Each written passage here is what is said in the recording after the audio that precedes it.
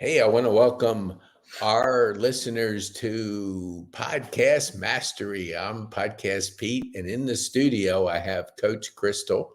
And just a few minutes away, I have Jonathan, who we met. Hey, Jonathan, at a Rotary.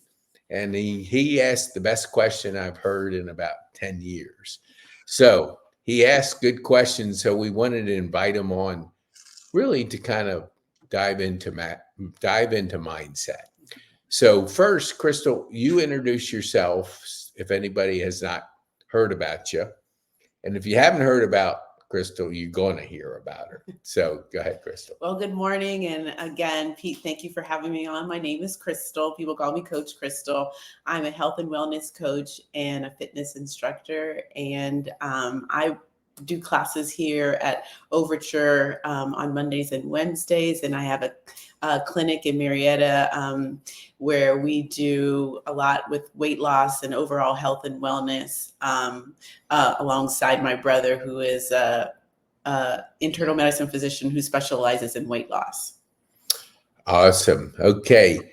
Jonathan, please introduce yourself, who you are, what you do, and who you serve. Excellent. My name's Jonathan Tremblay. A lot of people now are calling me the emotional intelligence guy. So, there's that. But no, I run an IT company that specializes in integration automations called Gretrix. It's actually the combination of great metrics put together. The camera's backwards. But yes, no, also on the side, I basically work on a nonprofit that helps with homelessness awareness and homelessness coaching. But really a lot of the strategies that I apply in the nonprofit world, I apply in everything from my personal life, training my kids, training my team members at my company. I mean, realistically, so in a way, I'm kind of a mindset coach, just without the official title, right? It's one of the things that I work on with everyone that surrounds me, my friends and everybody, is trying to help people understand the mindset and the thought process behind everything that goes on. So that's awesome. I think when we did the podcast and we started hearing more of a little bit of connecting points, we started going, holy mackerel. I thought to myself, I was talking to my brother yesterday. I said, I found a brother in Atlanta. He goes, what are you talking about? So anyway, I had to explain to him. So anyway, what I want to stay on point is the mindset, because I think anything we do, we create a belief system that supports our mindset. So I want Crystal to go first, and then I'd like to ask you, Jonathan. So what do you see, Crystal, from your work with seniors, with people? What is that belief system that they might bring to you that you're walking them through that helps them to kind of overcome the challenge? Yeah, I kind of feel that like the first step is awareness, right? If you're not aware of anything that you want to change or do better, or to kind of challenge yourself with, then you really don't have a base, right? And then from that awareness is the next step is the belief that something can be different, better, or more for you. I always say that faith is believing that something can change, but hope is believing that it can change for you. Because sometimes we can believe something can change, but we really don't see that potentially happening in our life, in our situation. And so we have to get to that space of really visually incorporating some tools to kind of help you get to that space. And that's, as a coach, that's what we do, is to kind of help facilitate the steps to solidify the belief that you want in the area of change that you're desiring. Yeah, I love it. I love it. And I wanted to go back to what we talked about that Sunday night, Jonathan. You mentioned that we're always crushing belief systems to move forward. When you said that, it was just like, wow. Kind of explain to our viewers, what do you mean by that and that mindset part of it? Yeah, no, absolutely. I mean, to most like simply exemplify it, right? I tell people all the time, we all have the same 24 hours in the day, right? And so why is it that there are certain individuals who are homeless, and then you've got other individuals, for say, for example, Elon Musk, right, who are running tons of different companies, creating change in the world, and just doing all sorts of crazy things that most of us can't even imagine, right? And the reality is, and there's always this thought process of like, oh, well, Elon Musk is just really smart. He's like a genius, and I'm just not that smart. Well, I can tell you guys, and again, just to kind of like just quickly share a little bit about my story is, I was homeless at 18. I thought that I would never amount to anything. I thought that, I mean, I had this lifelong dream, and I was like, one day I want to make $100,000 in a job. I'm probably going to have to spend the next 30 years working towards that goal. And my 18 and 19-year-old brain that has all these limiting beliefs that have been created through my grief, through my parents, through culture, are sitting here telling me I will never amount to anything. If I can even, die making $100,000, I'm going to be a very successful person in that thought process, right? But again, right, I had someone who stepped into my life at 18 years old during my homelessness and taught me a lot of the limiting beliefs. They helped me shatter a lot of those limiting beliefs. And by the time I was 25, I was making over $120,000 a year. And, by the time I was 28, I was in VP level ranks. By the time I was 30, I was running my own business, and here I am now getting ready to turn 35, running a team of 25 people and running nonprofits. I'm currently talking to, the Cobb County school library system to be a part of, their education, mindset, homelessness, awareness programs. And I'm creating so much change. And I still have the same 24 hours as I did when I was homeless, right? It's just about the beliefs that I've had. And I can tell you guys from personal experience, there have been years where I've just been stuck on something and stuck and stuck and stuck. And I'm trying all these different things. And I'm always trying. One of the biggest things that I always thought, right? You get this like limiting belief, right? That it's like, if I work harder, then I'll achieve more. If I do more, if I just try harder, if I do what I should. The reality is none of those things have been true for me. I have sit there and tried harder and tried more things and done what I thought I should do, and nothing changed. If anything, the harder I tried, the worse that things got. And it wasn't until the limiting belief broke that then in less than a month, the solution just happens on its own, right? And things that I've been stuck on for 2-3 years, even within my business, for example, I had a huge sales problem. I had a whole bunch of challenges around that. Invested hundreds of thousands of dollars, probably 2,000 to 3,000 hours worth of time in it. Could not solve it. Didn't matter what I did. A limiting belief changed, and instantly overnight sales started coming in, and all of a sudden I'm selling more deals than I've ever sold before, and then I'm scrambling to figure out how to service all those deals. But my point being, right, is again, people have unfortunately a lot of limiting beliefs around what it takes to be successful. And in my personal opinion, breaking limiting beliefs is the biggest thing, and replacing those with truthful, honest, beneficial beliefs is the key to really doing anything in life, and to having successful relationships, having successful peace and happiness in your heart, having money and the resources that you want to do the things that you want to do. It's all about breaking those limiting beliefs and replacing those with healthy, positive, fruitful beliefs. Yes. Mhm. Yeah, I mean, I just have to say ditto, because I think it everything you're saying speaks to that mindset. And I want to also now throw it to Crystal for just a second. Is I remember the day like it was yesterday. Sarita came home and said, "You got to meet Crystal." And I said, "Why?" And so she told me a story. And so I went, wow, that's incredible. Yes, I do. And so I want Crystal to share with our viewers that story about her mom, and it's simple, but yet it's mindset.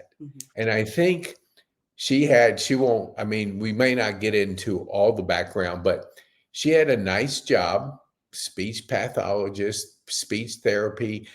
I mean, the paychecks coming in, because that's it's a good career. I mean, I had my best friend at Shepherd was that, but you leave that for the unknown. You come to a strange city. I guess your brother maybe said, "Come on, sister, come on down here. We're gonna change the world."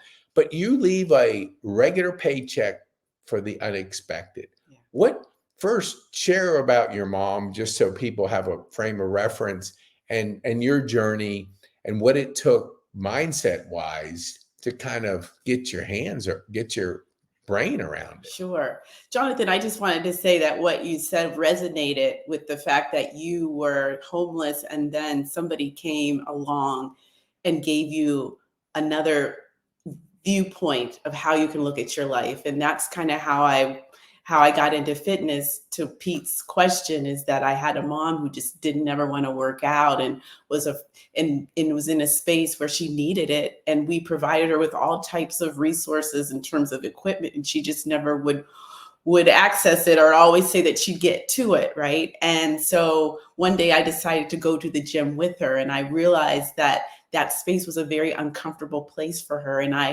I committed to work with her, to work alongside her, to be her little coach along the way. And through that process of showing up every day for her at the gym, she developed a sense of self-efficacy and desire to want to do something better for her health, to the point now where, she no longer needs that coaching from me. And now she passes it on to other people.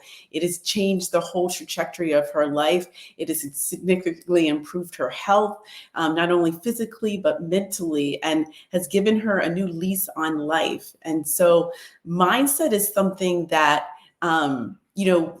I shared a book with golfer Pete. It's called Mindset. And it's like, you either have a fixed mindset or a growth mindset. And a growth mindset is one who is looking to develop, to experience life, and is willing to take the risk. And people who have a fixed mindset, which in some areas of our lives, we all have both, right?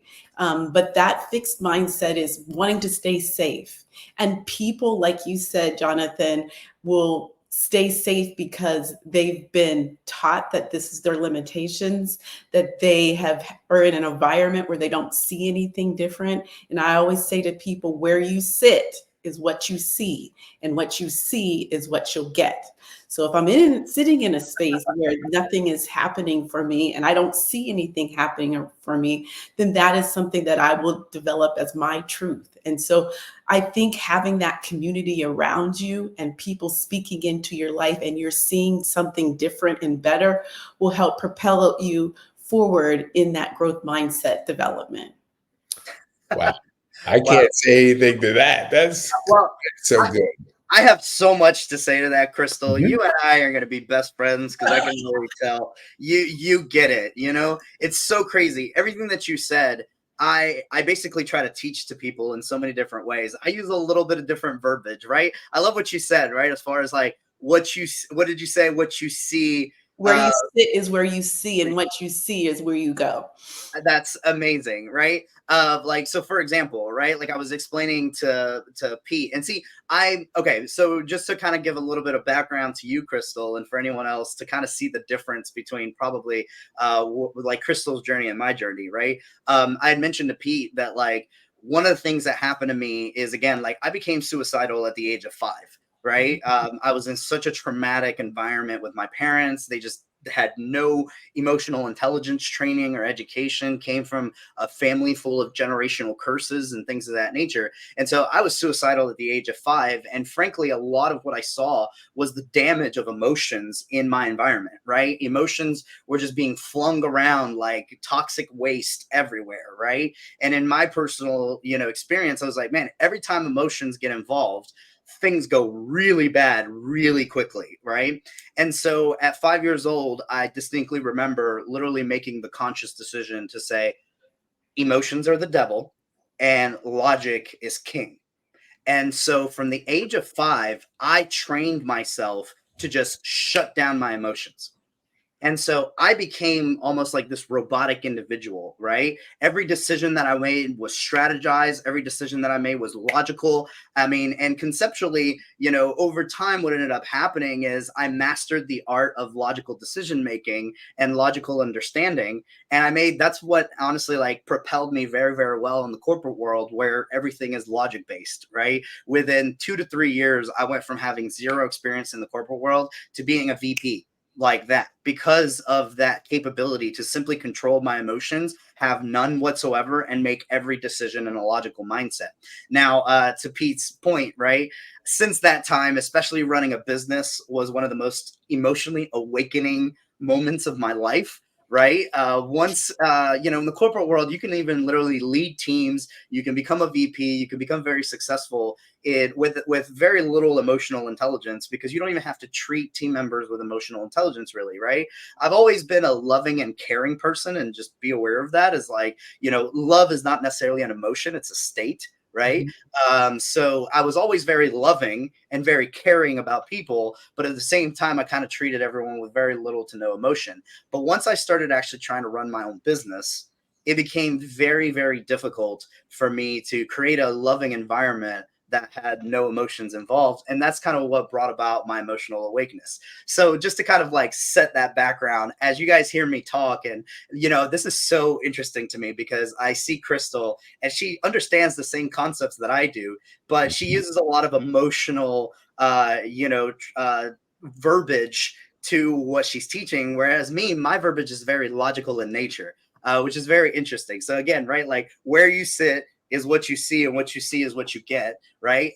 Me and Pete were literally talking about it, and see, my journey, I studied psychology, I studied how the brain works, I studied the science behind how people make decisions, and it's all, by the way, pseudoscience. I wouldn't even call it pseudoscience as much as just self-taught, right? I'm a practical learner rather than an educational sit-down learner, right? But the point is I was literally telling Pete that really, even from a scientific standpoint, right? I work with a company called HeartMath, right? And HeartMath is basically a small technology that you can take home with you that actually allows you to measure your heart rate. And what's interesting is it doesn't just measure heart rate, it converts your heart rate into what they call convergence, I think is what they call it, right? And your convergence score, what it really measures is how grateful you are versus how frustrated you are. And one of the things that they talk about is like, a lot of people think that your brain is ultimately in control of your body, right? And so one of the things that they talk about is actually there is more signals being sent from the heart to the brain than the brain to the heart, right? And it's one of the things that I tell people all the time, right? Your beliefs dictate your emotions dictate your actions. Absolutely. Right? And it's the same thing that you're saying, right? But just from mine's very scientific in nature, right? Very logical in nature. Yours is more like emotional, and people can get that, right? But you mentioned that, and I thought that was phenomenal, right? And again, right, like just seeing it from two different angles is fantastic. Then one of the things that I wanted to point out, right, is like what you discussed about like your mother, right? And the situation where you're trying to get your mom to go to the gym and you're giving her all the tools, but ultimately, no matter what you did, it just didn't really work out. And once you actually got her there, you noticed the emotions that were creating the emotions that were creating the actions of not being able to show up to the gym.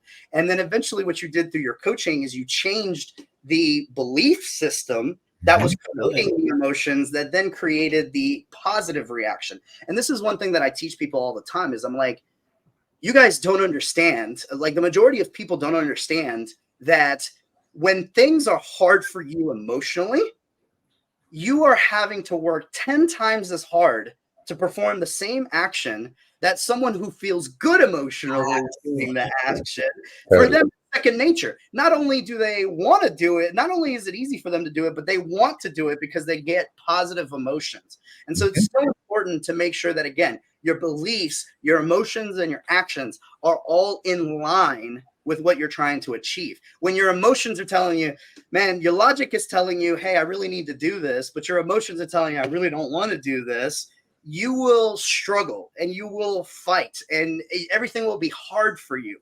And that's why it's, again, right? Your limiting beliefs create the emotions that are counterproductive to your action. If you break the belief, that then changes your emotion and then helps you come in to actually do the action, not only with acceptance, but gratitude and pleasure, right? And at that point, I mean, dude, you'll never struggle, right? And that's why it's, again, right, like discipline, perseverance, all these things are taught by so many gurus and so many business professionals and people who are so successful.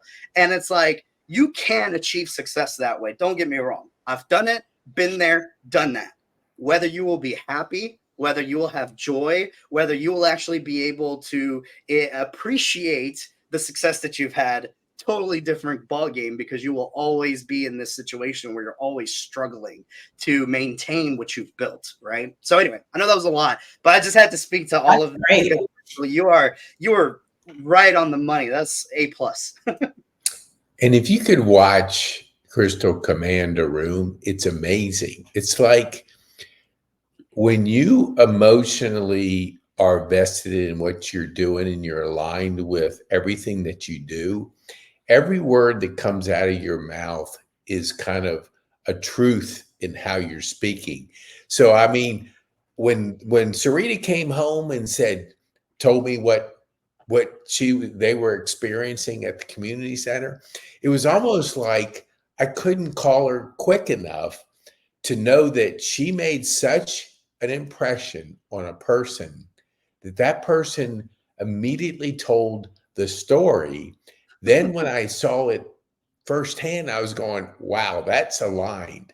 So I want to ask Crystal, if you could comment just what Jonathan talked about, because I know we've done a few of these podcasts and I only know a fraction of the story, but I know enough to know that mindset is absolutely crushing it. So what did you think about just sharing what Jonathan talked about, and at what point in your life did that mindset click on and you were just like, boom? Yeah. Well, I have to say, like, when I was listening to Jonathan and he was just talking about, like, the needing to have that sense of like drive, like I got to do it. It's almost like I equated Jonathan when I was hearing you say that, like a hose, and it has a crunk in it.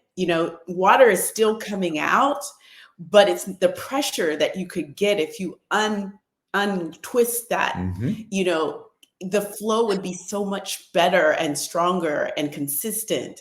And that's what I visualized in my head, because sometimes those blocks that we talk about, you still get some results. And so some people are satisfied with that. At least I'm getting some water flow. But what you were talking about is unlocking the potential. And I think that belief system that comes from being able to feel good about what you're doing and competent in what you're doing, and that takes baby steps sometimes for people, is really like such of a powerful concept to grasp. And then it gives you freedom, not only in that arena, because you were talking about how in some areas of your business you were stuck, but it actually perpetuates into the other areas of your life as well. It's not just, sometimes we can compartmentalize things. And in this particular belief system that you have, and I think sometimes what keeps us stuck is that we're always looking for an outcome versus the experience. What am I going to learn? How am I going to grow versus the bottom line? And if we can get our focus on that versus that bottom line, then it really does free us up. Well said. I mean, I'm just enjoying this. And it's funny because Crystal has a class to teach here at Overture. And I don't even know what the time is, but I can We're See, about to hit 9. okay. Well, you know what happens when the teacher doesn't show up? No, I The understand. students leave. Yeah. So I don't want the ladies mad at me because I kept her over her time with not late everybody that wants to come. So if you want, we do every 2 weeks. Crystal Yeah. comes in and she really shares the mindset, which I think is so important. If you want to come back, like we would, You I would already be know, back. Pete.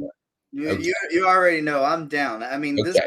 I gotta say, right? And one quick thing that I just want to mention is like Pete Yeah. had mentioned earlier is like, he found a brother in me. And the reality is, I mean, I was practically breaking down crying with Pete because this is the first time I have had to, again, I come from an environment full of people who have zero emotional intelligence, who have literally so much trauma and so many limiting beliefs that I feel like an alien in the world that I'm in, right?